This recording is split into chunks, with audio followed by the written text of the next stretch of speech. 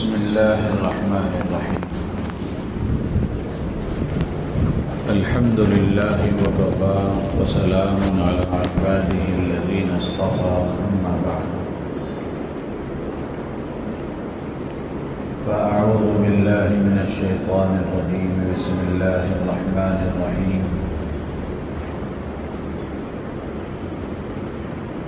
الحمد لله رب العالمين، الرحمن الرحيم، مالك يوم الدين. إياك نعبد وإياك نستعين. اهدنا الصراط المستقيم، صراط الذين أنعمت عليهم غير المغضوب عليهم ولا الضالين، آمين. صدق اللہ العظیم. محترم بزرگ و عزیز دوستو،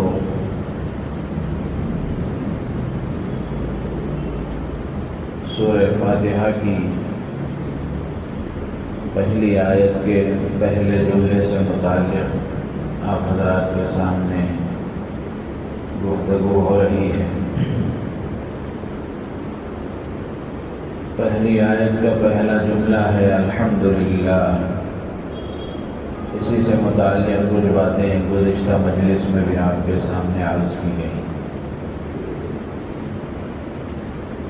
یہ جملہ کلمہ شکر ہے، کلمہ شکر کہلاتا ہے. یعنی کوئی بندہ اللہ کی کسی نعمت پر، نعمت کے حاصل ہونے پر الحمدللہ کہتا ہے تو اس جملے کے کہنے کی وجہ سے بندہ اللہ کا شکر ادا کرتا ہے، اس سے شکر ادا ہوتا ہے. تو اس لیے اس کو کلمہ شکر کہا گیا. اور اللہ کی نعمتوں کا شکر ادا کرنا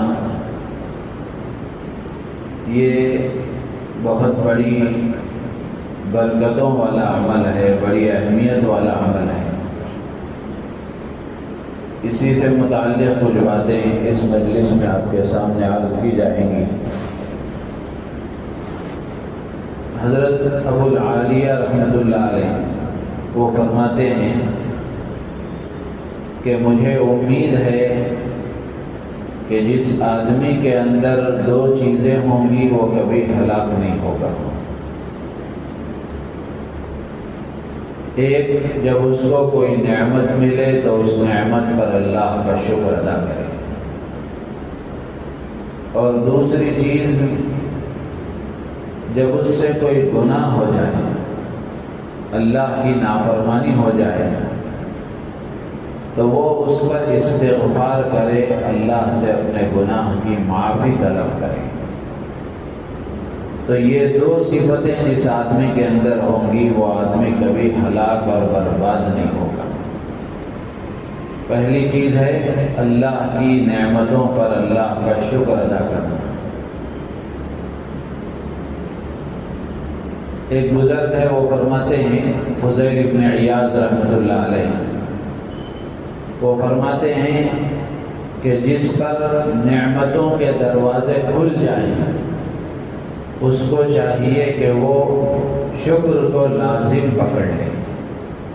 یعنی جس کو اللہ تعالیٰ نعمتیں ہی نعمتیں عطا فرمائیں اور اللہ کی نعمتوں کی بارش اس پر برستی رہے، تو ایسے بندے کو چاہیے کہ وہ شکر کو لازم پکڑ لے، یعنی پابندی کے ساتھ ہمیشہ اللہ کی نعمتوں پر شکر ادا کرے. اور جس پر مصیبت آئے اس کو چاہیے کہ وہ استغفار کو لازم پکڑ لے، اللہ سے معافی مانگنے کو لازم پکڑ لے.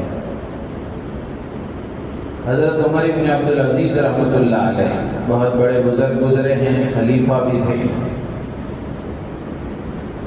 تو حضرت عمر بن عبد العزیز رحمۃ اللہ علیہ فرماتے ہیں کہ قیدوا نعم اللہ بالشکر، کہ اللہ کی نعمتوں کو شکر کے ذریعے سے باندھ کر رکھو.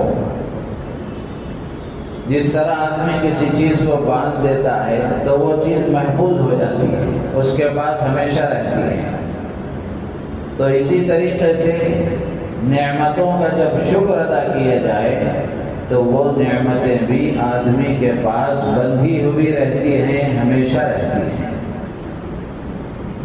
تو اس لیے حضرت عمر بن عبدالعزیز رحمۃ اللہ علیہ فرماتے ہیں کہ اللہ کی نعمتوں کو اللہ کے شکر کے ذریعے سے باندھ کر رکھو۔ تو اب سوال یہ پیدا ہوتا ہے کہ شکر کہتے کس کو ہیں؟ شکر ادا کرنے کا مطلب کیا ہے؟ اور شکر کے ڈکشنری میں، عربی لغت میں کیا معنی ہیں؟ امام راغب اصفہانی رحمۃ اللہ علیہ لغت کے بڑے امام ہیں، انہوں نے لکھا ہے کہ الشکر هو تصور النعمت و اظہارها۔ شکر کہتے ہیں نعمت کا تصور کرنا، نعمت کو پہچاننا اور پھر اس کا اظہار کرنا۔ سب سے پہلے تو نعمت کو آدمی پہچانے کہ یہ اللہ کی طرف سے مجھے نعمت ملی ہے، اللہ کی طرف سے مجھ پر احسان ہوا ہے۔ آدمی نعمت کو پہچانے اور پھر اس کا اظہار کرے کہ یہ اللہ کی نعمت ہے، اللہ نے مجھے عطا فرمائی ہے اور اللہ ہی کی طرف سے مجھے یہ ملی ہے۔ علامہ ابن قیم رحمۃ اللہ علیہ نے لکھا ہے کہ شکر کے 5 ارکان ہیں، شکر کے 5 ممبر ہیں۔ پہلی چیز یہ ہے کہ آدمی اللہ کے سامنے عاجزی کا اظہار کرے۔ جب کوئی نعمت آدمی کو ملے تو شکر ادا کرنے کا پہلا مطلب یہ ہے کہ آدمی اللہ کے سامنے عاجزی کا اظہار کرے کہ اللہ تو نے جو نعمت مجھے عطا فرمائی ہے، یہ نعمت تیری ہی طرف سے مجھے ملی ہے، میں اس قابل نہیں تھا، تو نے مجھے عطا فرمایا ہے، میں کمزور اور ہر اعتبار سے بے بس تیرا بندہ، تو نے مجھ پر احسان فرمایا۔ آدمی اللہ کے سامنے عاجزی کا اظہار کرے۔ اور شکر کا دوسرا رکن یہ ہے کہ آدمی اللہ سے محبت رکھے، اپنے دل میں اللہ کی محبت پیدا کرے۔ اور اللہ کی محبت کے پیدا کرنے کا راستہ یہی ہے کہ آدمی بار بار اللہ کی نعمتوں کا شکر ادا کرتا رہے۔ اور تیسری چیز ہے نعمت کا اعتراف کرے، اقرار کرے کہ ہاں یہ نعمت اللہ ہی کی طرف سے مجھے ملی ہوئی ہے۔ بس اوقات ہوتا یہ ہے کہ آدمی کو کوئی نعمت ملتی ہے تو آدمی سمجھتا ہے یہ میرے کمال کا نتیجہ ہے، میرے مال کا نتیجہ ہے، میرے عہدے کا نتیجہ ہے، میری محنت کا ثمرہ اور نتیجہ ہے۔ تو اس لیے علامہ ابن قیم رحمۃ اللہ علیہ فرماتے ہیں کہ شکر کا تیسرا رکن یہ ہے کہ آدمی نعمت کا اعتراف کرے کہ یہ اللہ کی نعمت ہے جو اللہ نے مجھے دی ہے۔ اور چوتھی چیز یہ ہے کہ نعمت کے ملنے پر زبان سے اللہ کی تعریف کرے، زبان سے اللہ کا شکر ادا کرے، زبان سے اللہ کی بڑائی بیان کرے۔ اور پانچویں چیز یہ ہے کہ جو نعمت اللہ نے دی ہے اس نعمت کو اللہ کی نافرمانی میں استعمال نہ کرے۔ جو بھی نعمت اللہ نے دی ہے اس نعمت کا غلط استعمال نہ کرے، یعنی ایسا استعمال نہ کرے کہ اس طرح استعمال کرنے پر اللہ ناراض ہو جاتے ہیں۔ جیسے مثال کے طور پر زبان اللہ نے دی ہے، بولنے کی صلاحیت اللہ نے دی ہے، آدمی اس سے جھوٹ بولے، غیبت کرے تو یہ اللہ کی نعمت کا غلط استعمال ہے۔ آنکھ اللہ نے دی ہے، آدمی اس سے غلط چیزوں کو دیکھے، کان اللہ نے دیے ہیں، سننے کی صلاحیت اور طاقت اللہ نے دی ہے، آدمی اس کا غلط استعمال کرے، غلط چیزیں سنے۔ اللہ نے مال دیا ہے تو مال کا غلط استعمال کرے، اسراف کرے، فضول خرچی کرے، غلط طریقے سے کمائے، غلط جگہوں پر خرچ کرے، یہ اللہ کی دی ہوئی نعمت کا اللہ کی نافرمانی میں استعمال کرنا ہے، تو یہ نہ کرے۔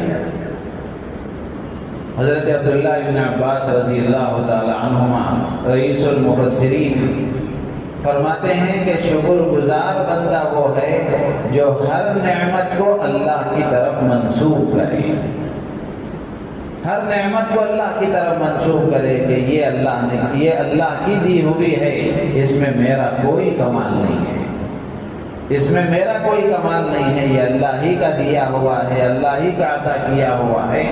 آدمی ہر نعمت کو اللہ کی طرف منسوب کرے اور زبان سے اللہ کی تعریف بیان کرے، اور اسی طریقے سے اللہ کی دی ہوئی نعمت کو اللہ کی اطاعت و فرمانبرداری میں استعمال کرے، نافرمانی میں استعمال نہ کرے۔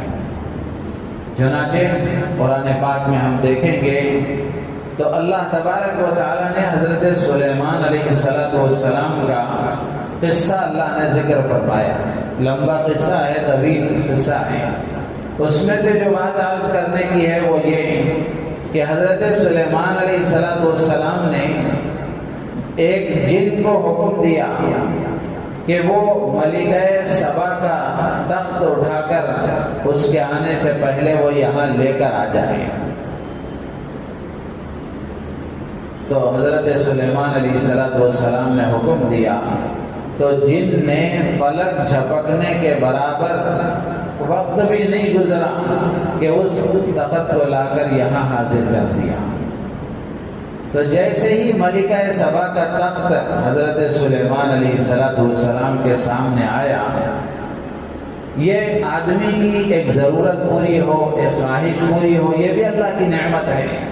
حضرت سلیمان علیہ السلام نے جب یہ تخت اپنے سامنے دیکھا تو اس کو اپنی طاقت کی طرف منسوب نہیں کیا کہ یہ میری طاقت کا نتیجہ ہے، میری حکومت اور بادشاہت کا نتیجہ ہے، اپنی طرف منسوب نہیں کیا، بلکہ فوراً اللہ کی طرف منسوب کرتے ہوئے حضرت سلیمان علیہ السلام نے فرمایا، قرآن بیان کرتا ہے، ھذا من فضل ربی، یہ میرے رب کا فضل ہے، میرے رب کی مہربانی ہے، اللہ ہی کی مدد سے، اللہ ہی کے فضل سے یہ چیز مجھے حاصل ہوئی ہے اور یہ تخت میرے سامنے آیا۔ تو آدمی ہر نعمت کو اللہ کی طرف منسوب کرے، یہ اللہ کے شکر گزار بندے کی علامت ہے۔ نبی پاک صلی اللہ علیہ وسلم کی زندگی کو ہم دیکھیں، اللہ کے نبی علیہ السلام بار بار مختلف موقعوں سے اللہ کا شکر ادا کرتے تھے، اور شکر کس نعمت پر ادا کیا جائے؟ عموماً ہوتا یہ ہے کہ ہم اللہ سے نئی نئی نعمتیں مانگتے ہیں شکر ادا کرنے کے لیے، لیکن جو موجودہ نعمتیں ملی ہوئی ہیں اس پر شکر ادا نہیں کرتے۔ نئی نعمتیں مانگنا غلط نہیں ہے، نئی نعمتیں آدمی مانگے ضرور، لیکن جو نعمتیں پہلے سے ملی ہوئی ہیں، جو مال اللہ نے دیا ہے، جو ہاتھ پیر میں طاقت اللہ نے دی ہے، آنکھوں میں دیکھنے کی صلاحیت اللہ نے دی ہے، کانوں میں سننے کی صلاحیت اللہ نے دی ہے، تو جو صلاحیتیں، جو طاقتیں، جو نعمتیں اللہ نے دی ہیں، جو موجودہ اس وقت ہمارے پاس موجود ہیں، ان نعمتوں پر ہم اللہ کا شکر پہلے ادا کریں۔ صرف نئی نعمتوں کو مانگنے پر آدمی اکتفا نہ کرے، بلکہ آدمی موجودہ جو نعمتیں اس کو ملی ہوئی ہیں ان نعمتوں پر اللہ کا شکر ادا کرے۔ اور شکر ہر نعمت کا الگ الگ انداز سے ہوتا ہے۔ علامہ ابن رجب حنبلی رحمۃ اللہ علیہ فرماتے ہیں کہ ہر نعمت کا شکر اسی کی جنس کے اعتبار سے ہوتا ہے۔ مثلا کسی کو اللہ نے علم عطا فرمایا تو علم اللہ کی ایک بڑی نعمت ہے، تو اللہ نے علم عطا فرمایا ہے تو اس کا شکر یہ ہے کہ آدمی علم دوسروں کو سکھائے، دوسروں تک پہنچائے، اور وہ علم اللہ کا اللہ کے بندوں میں پھیلے، اس کے لیے محنت اور کوشش کرے۔ مال اللہ نے دیا ہے تو اس مال کو اللہ کے ضرورت مند بندوں پر خرچ کریں، صدقہ کریں، خیرات کریں، اور اللہ کی رضا کے جذبے کے ساتھ اللہ کے بندوں کے کام آئے، اللہ کے بندوں کی ضروریات کو پورا کریں۔ اللہ نے وقت دیا ہے، زندگی دی ہے، یہ بھی اللہ کی بہت بڑی نعمت ہے۔ زندگی کوئی معمولی نعمت نہیں ہے، وقت کوئی معمولی نعمت نہیں ہے۔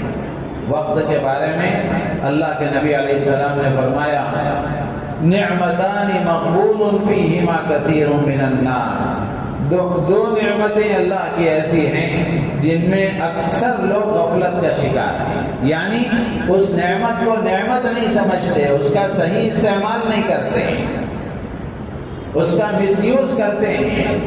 اللہ کے نبی علیہ السلام نے فرمایا وہ دو نعمتیں کیا ہیں؟ الصحت والفراغ، ایک صحت ہے، دوسری فرصت ہے۔ تو فرصت جو وقت اللہ نے ہمیں دیا ہے، یہ وقت بھی اللہ کی بہت بڑی نعمت ہے۔ تو اس نعمت کا شکر کیا ہے کہ اس وقت کو اللہ کی عبادت میں لگایا جائے، اللہ کی اطاعت میں لگایا جائے، اللہ کی فرمانبرداری میں لگایا جائے، ان کاموں میں لگایا جائے جہاں لگانے سے اللہ خوش ہوتے ہیں، جن کاموں کے کرنے کا اللہ نے حکم دیا ہے ان میں آدمی اپنے آپ کو لگائے۔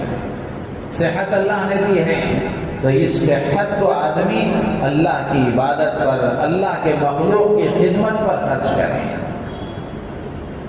تو یہ نعمتیں ہیں، ہر نعمت کا الگ الگ شکر ہے، ہر نعمت کا ایک ہی شکر نہیں ہے، بلکہ ہر نعمت کا شکر اسی کی جنس کے اعتبار سے ہوتا ہے۔ تو یہ شکر کی اہمیت ہے، اور شکر کرنے والے بندے اللہ کو محبوب ہیں، پسند ہیں۔ قرآن پاک میں اللہ تعالیٰ نے شکر ادا کرنے پر بندوں کو کیا فائدے ملتے ہیں، دنیا میں کیا فائدے ملتے ہیں، آخرت میں کیا فائدے ملتے ہیں، اللہ تعالیٰ نے اس کو بڑی وضاحت کے ساتھ قرآن میں بھی بیان فرمایا ہے، اور نبی پاک صلی اللہ تعالیٰ علیہ وسلم نے احادیث میں بھی بیان فرمایا ہے۔ قرآن پاک کی مشہور آیت ہے، بارہا آپ نے بھی سنا ہوگا، اللہ تعالیٰ ارشاد فرماتے ہیں لئن شکرتم لأزیدنکم وَلَئِن كَفَرْتُمْ إِنَّ عَذَابِي لَشَدِيدٌ۔ اللہ فرماتے ہیں لَئِن شَكَرْتُمْ لَأَزِيدَنَّكُمْ، اگر تم میرا شکر ادا کرو گے تو میں تمہاری نعمتوں میں اضافہ کروں گا، نعمتوں کو بڑھاؤں گا، نعمتوں میں اور ترقی دوں گا۔ اسی لیے حضرت حسن بصری رحمۃ اللہ علیہ فرماتے تھے کہ شکر نعمت کو محفوظ بھی رکھتا ہے، اس کی حفاظت بھی کرتا ہے اور اس کو بڑھاتا بھی ہے۔ نعمت کا شکر کا ایک فائدہ تو یہ ہے کہ وہ نعمت باقی رہتی ہے، محفوظ رہ جاتی ہے، ختم نہیں ہوتی، ہلاک نہیں ہوتی، اور دوسرا فائدہ یہ ہے کہ اس نعمت میں اضافہ ہوتا رہتا ہے۔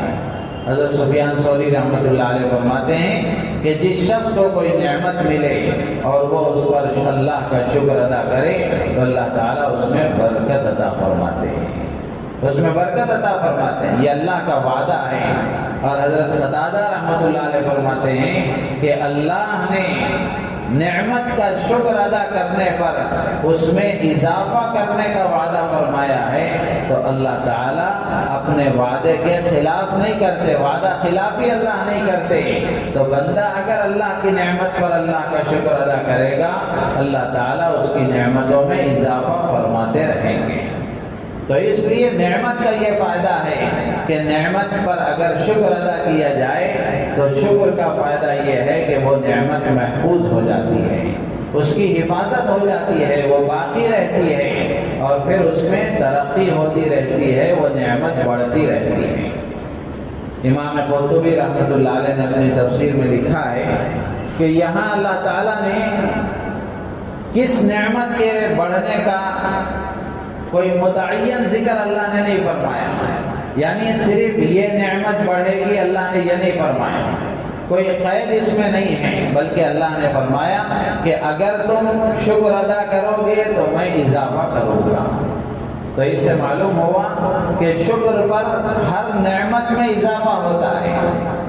اگر علم کی نعمت پر شکر ادا کیا گیا تو علم کی نعمت پر اضافہ ہوگا، مال کی نعمت پر شکر ادا کیا گیا، مال کی نعمت پر اضافہ ہوگا، اور صحت کی نعمت پر شکر ادا کیا گیا، صحت کی نعمت پر اضافہ ہوگا، اولاد کی نعمت پر شکر ادا کیا گیا، اولاد کی نعمت میں اضافہ ہوگا۔ اللہ نے صحیح عقل، صحیح سوجھ بوجھ اور صحیح سمجھ عطا فرمائی ہے، اور دین کا صحیح فہم اللہ نے عطا فرمایا ہے۔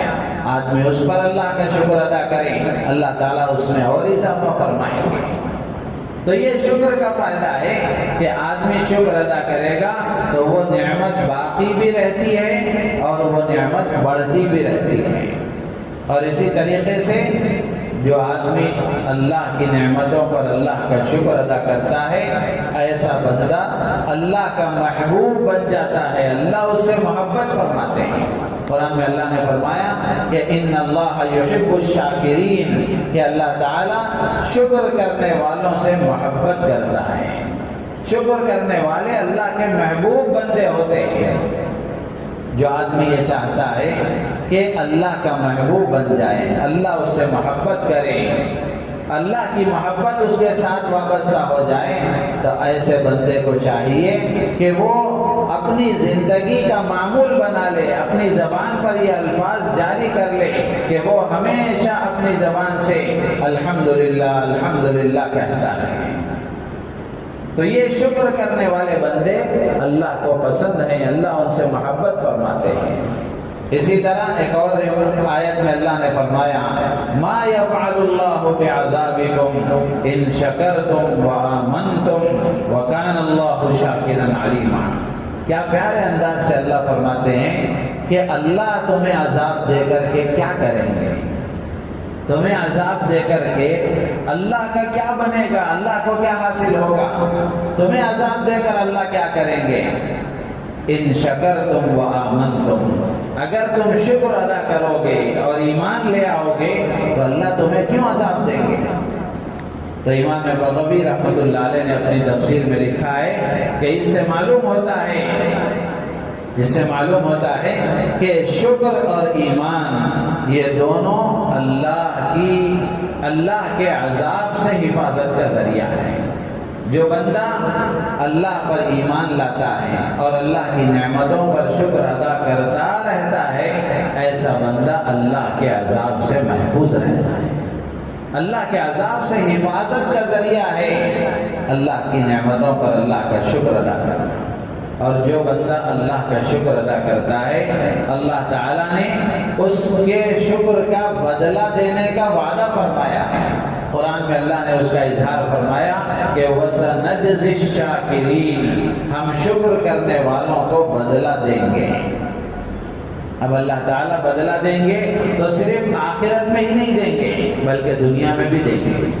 علامہ امام جریر طبری رحمۃ اللہ علیہ مشہور مفسر ہیں، ان کی کتاب ہے تفسیر کی، اس میں حضرت نے لکھا ہے کہ اللہ تعالیٰ نے یہ جو فرمایا کہ شکر کرنے والے بندوں کو ہم بدلہ دیں گے، یہ بدلے کا تعلق دنیا سے بھی ہے اور یہ بدلے کا تعلق آخرت سے بھی ہے۔ دنیا میں اس کا بدلہ کیا دیں گے؟ اللہ تعالیٰ اس نعمت کی حفاظت فرمائیں گے، اس نعمت میں اللہ تبارک و تعالیٰ بڑھوتری عطا فرمائیں گے، اس میں اضافہ فرمائیں گے، اور اسی طریقے سے اس نعمت کی اللہ تبارک و تعالیٰ اس نعمت پر شکر ادا کرنے کی وجہ سے اور شکر کا مزاج بنا کر باقی رکھنے کی وجہ سے اللہ تبارک و تعالیٰ عذاب سے ان کی حفاظت فرمائیں گے۔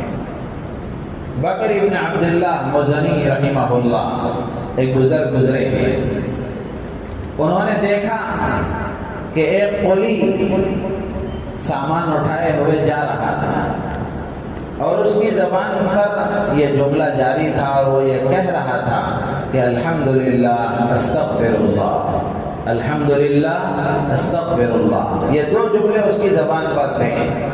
وہ سامان اٹھا کر جا رہا ہے، قولی کا کام کر رہا ہے، حمالی کا کام کر رہا ہے، اس کے ساتھ ساتھ اس کی زبان پر اللہ کا ذکر بھی جاری ہے، الحمدللہ استغفر اللہ، یہ دو جملے اس کی زبان پر جاری ہیں۔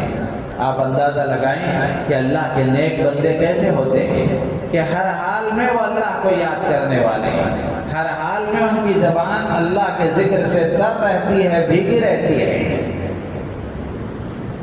تو بکر ابن عبداللہ مزنی رحمہ اللہ نے دیکھا کہ قولی سامان اٹھائے ہوئے جا رہا ہے اور وہ یہ کہہ رہا تھا کہ الحمدللہ استغفر اللہ، تو ان کو بڑا تعجب ہوا۔ وہ کہتے ہیں کہ میں انتظار کرتا رہا کہ یہ کب اپنا سامان اپنے سر سے نیچے رکھے میں اس سے بات کروں، تو اس کے پیچھے پیچھے چلتے رہے بالآخر ایک جگہ ایسی آئی جہاں اس نے سامان اٹھا کر اپنے سر سے نیچے رکھا، تو بکر ابن عبداللہ مزنی رحمۃ اللہ علیہ نے اس آدمی سے پوچھا اما تحسن غیر ھذا، کیا اس کے علاوہ کوئی اور اچھی بات تمہیں آتی ہے، تم زبان سے کہہ سکتے ہو، یعنی اس کے علاوہ بھی کچھ تمہیں آتا ہے؟ تو اس نے کہا بلا احسن خیرا کثیرا اقرأ کتاب اللہ۔ تو اس قلی نے کہا کیوں نہیں، اس سے بھی اچھے، اس سے بھی بہتر خیر کا کام، بھلائی کا کام میں کرتا ہوں، یعنی اللہ کی کتاب کی تلاوت کرتا ہوں، مجھے قرآن بھی پڑھنا آتا ہے، زبان سے جیسے میں الحمدللہ کہہ رہا ہوں، استغفر اللہ کہہ رہا ہوں، اسی طریقے سے مجھے قرآن بھی پڑھنا آتا ہے، میں قرآن کی بھی تلاوت کرتا ہوں۔ لیکن بات یہ ہے کہ آدمی دو حالتوں میں رہتا ہے، یا تو اس پر اللہ دو حالتوں میں رہتا ہے، ایک تو یہ ہے کہ اللہ کی نعمتیں اس پر بارش کی طرح برستی رہتی ہیں، اللہ کی نعمتوں کو وہ حاصل کرتا رہتا ہے، اور دوسری حالت اس کی یہ ہے کہ اس سے گناہ بھی ہوتے رہتے ہیں، چھوٹے موٹے گناہ اس سے ہوتے رہتے ہیں۔ تو وہ قلی کہنے لگا کہ میں الحمدللہ اس لیے کہہ رہا ہوں کہ جو اللہ کی نعمتیں مجھے حاصل ہیں، جو مل رہی ہیں اور ملی ہوئی ہیں، ان نعمتوں پر میں اللہ کا شکر ادا کر رہا ہوں، اور جو گناہ چھوٹے موٹے ہوتے رہتے ہیں استغفر اللہ کہہ کر کے ان گناہوں سے اللہ سے معافی طلب کر رہا ہوں، معافی مانگ رہا ہوں۔ اب آپ اندازہ لگائیں کہ دو کام مسلسل آدمی کر رہا ہے، ایک اپنا جو کاروبار ہے یا اس کی جو ملازمت ہے یا اس کا اپنا جو کام ہے وہ کر رہا ہے، اس کے ساتھ ساتھ زبان سے وہ یہ دو جملے بھی کہہ رہا ہے، گویا دو عمل کر رہا ہے، اللہ کا شکر بھی ادا کر رہا ہے اور اللہ سے معافی بھی مانگ رہا ہے۔ تو حضرت بکر ابن عبداللہ مزنی رحمۃ اللہ علیہ فرماتے ہیں کہ میں نے کہا کہ الحمال افقہ من بکر، کہ ایک قلی بکر ابن عبداللہ سے زیادہ فقیہ، زیادہ سمجھدار، زیادہ اللہ کو پہچاننے والا، زیادہ اپنے دنیا میں بھیجے جانے کی زندگی کے مقصد کو سمجھنے والا، اللہ کی اور اللہ کے نبی کی منشا کو سمجھنے والا ہے، کہ ایک قلی بھی اللہ کو اتنا پہچاننے والا ہے۔ تو میرے عزیز و دوست بزرگوں، اگر ہم دنیا میں کامیاب ہونا چاہتے ہیں، دنیا میں اللہ کی نعمتوں کو حاصل کرنا چاہتے ہیں، نعمتوں کی حفاظت چاہتے ہیں، نعمتوں میں ترقی چاہتے ہیں، اللہ کے عذاب سے حفاظت چاہتے ہیں، تو اس کے لیے آسان طریقہ یہ ہے کہ ہم اللہ کی نعمتوں پر اللہ کے شکر ادا کرنے کا مزاج اپنے اندر پیدا کریں، اور ہر لمحہ ہر آن اپنی زبان پر یہ جملہ جاری کر لیں، چلتے پھرتے اٹھتے بیٹھتے ہر حال میں الحمدللہ الحمدللہ اپنی زبان پر جاری رہے۔ تو یہ ایک چیز ہے اللہ کا شکر ادا کرنا۔ جیسے اس واقعے میں دوسری بات اس قلی نے کہی کہ میں اللہ کی نافرمانی اور گناہ جو مجھ سے سرزد ہو جاتے ہیں اس پر میں استغفار کرتا ہوں۔ تو اللہ کا شکر ادا کرنا اور گناہوں پر اللہ سے استغفار کرنا، یہ دونوں عمل بڑے اونچے ہیں۔ استغفار سے متعلق بھی بہت ساری باتیں علماء نے لکھی ہیں، مختصر 2 منٹ میں عرض کر کے میں اپنی بات ختم کروں گا۔ امام نووی رحمۃ اللہ علیہ فرماتے ہیں استغفار کہتے ہیں گناہوں پر نادم اور شرمندہ ہونا، یعنی گناہ کو گناہ سمجھنا۔ یہ سب سے پہلی اور بڑی بات ہے کہ آدمی کو یہ احساس ہو کہ مجھ سے گناہ ہو گیا، مجھ سے اللہ کی نافرمانی ہو گئی۔ جب یہ احساس ہوگا پھر اس کے بعد آدمی اللہ سے معافی مانگے گا، اس کو معافی مانگنے کی توفیق ملے گی۔ بہت سارے گناہ آج ہماری زندگی میں ہم سے ایسے ہو رہے ہیں کہ ہمیں اندازہ بھی نہیں ہے کہ ہم سے گناہ ہو رہے ہیں، آدمی اس کو گناہ ہی نہیں سمجھتا۔ اب جب اس کو گناہ ہی نہیں سمجھے گا تو اس سے معافی کہاں سے مانگے گا، اس کو معافی مانگنے کی توفیق کہاں سے ہوگی؟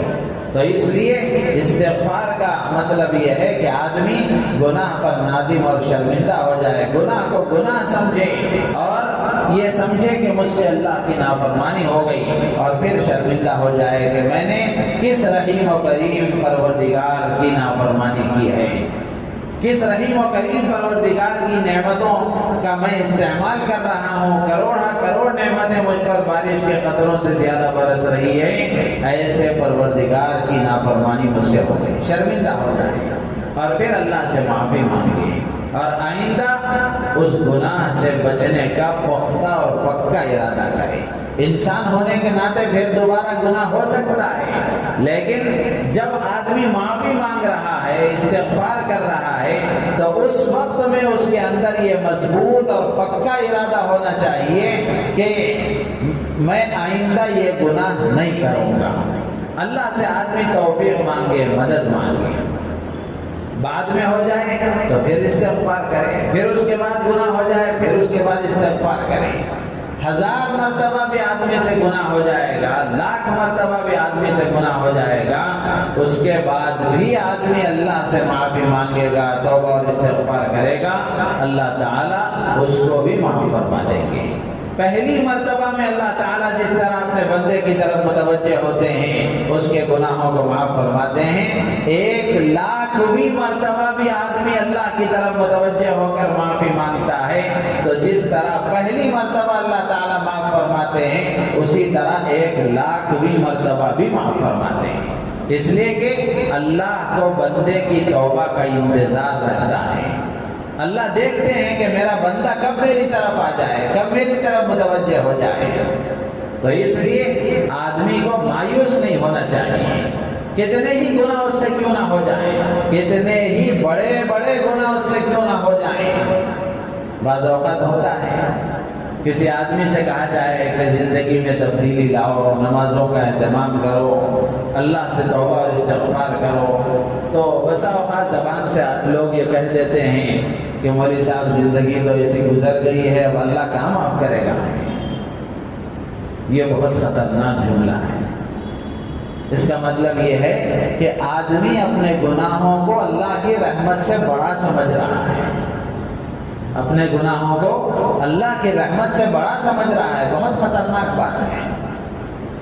ہمارے گناہ کتنے ہی کیوں نہ ہو جائیں، حدیثوں میں موجود ہے، سمندر پر جو جھاگ اور کف آتا ہے، اللہ کے نبی فرماتے ہیں کہ سمندر کے جھاگ کے برابر بھی آدمی کے گناہ ہو جائیں، ریت کے ذرات کے برابر بھی آدمی کے گناہ ہو جائیں، بارش کے قطروں کے برابر بھی آدمی کے گناہ ہو جائیں، تب بھی آدمی توبہ اور استغفار کرتا ہے، ندامت اور شرمندگی کے ساتھ آنسو کا ایک قطرہ بہاتا ہے، اللہ تعالیٰ اس کے سارے گناہوں کو معاف فرما دیتے ہیں۔ تو اس لیے استغفار، یہ دو چیزیں جس آدمی کے اندر ہوتی ہیں وہ آدمی کبھی ہلاک اور برباد نہیں ہوتا۔ تو اس لیے یہ جملہ یاد رکھ لیں، ہر نعمت پر الحمدللہ اور ہر گناہ پر استغفر اللہ۔ جس آدمی کا یہ معمول ہو جاتا ہے زندگی کا، اور جو آدمی اپنی زندگی کا یہ معمول بنا لیتا ہے، انشاءاللہ وہ زندگی میں کبھی ہلاک اور برباد نہیں ہوگا اور کسی پریشانی اور مصیبت کا شکار نہیں ہوگا۔ استغفار کے بہت سارے فائدے لکھے ہیں قرآن میں بھی، اللہ نے بے شمار جگہوں پر فرمایا کہ استغفار جو آدمی کرتا ہے، اللہ اس کی روزی کی تنگی کو دور کرتے ہیں، روزی کے مسائل کو دور کرتے ہیں، بارش برساتے ہیں، اولاد دیتے ہیں، اور کاشتکاری کھیتی باڑی کی جو پریشانی ہے اللہ اس کو بھی دور کرتے ہیں۔ اور اسی طریقے سے اللہ نے فرمایا کہ جو قوم استغفار کرتی ہے، جو لوگ اللہ سے معافی مانگتے ہیں، اللہ ان پر کبھی عذاب نہیں بھیجتے۔ وَمَا كَانَ اللَّهُ مُعَذِّبَهُمْ وَهُمْ يَسْتَغْفِرُونَ، اللہ فرماتے ہیں کہ جو استغفار کرتے ہیں اللہ ان کو عذاب نہیں دیتے، جو بندے اللہ سے معافی مانگتے ہیں اللہ ان کو سزا نہیں دیتے۔ تو اس لیے استغفار کا اہتمام کرنا چاہیے۔ سورہ ہود میں اللہ نے فرمایا کہ تم استغفار کرو، معافی مانگو، میری طرف متوجہ ہو جاؤ۔ اللہ فرماتے ہیں یمتعکم متاعا حسنا، اللہ تعالیٰ تمہیں بابرکت زندگی عطا فرمائیں گے، اور اللہ تعالیٰ تمہیں پاکیزہ زندگی عطا فرمائیں گے۔ استغفار کی برکت سے آدمی کو اللہ تعالیٰ برکت والی پاکیزہ خوشحال زندگی عطا فرماتے ہیں۔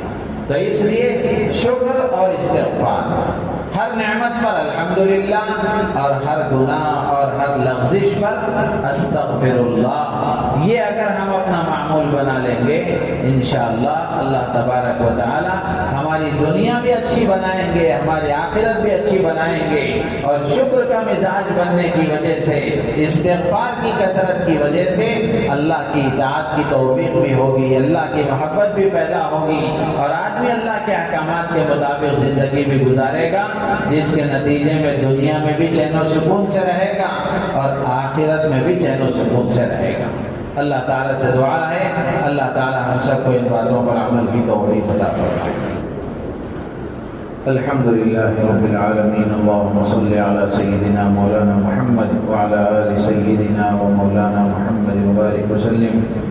ربنا آتنا في الدنيا حسنة وفي الآخرة حسنة وقنا عذاب النار. اللهم أعنا على ذكرك وشكرك وحسن عبادتك. صل وسلم وبارك على حبيبك سيدنا محمد وعلى آله وأصحابه أجمعين. الحمد لله رب العالمين.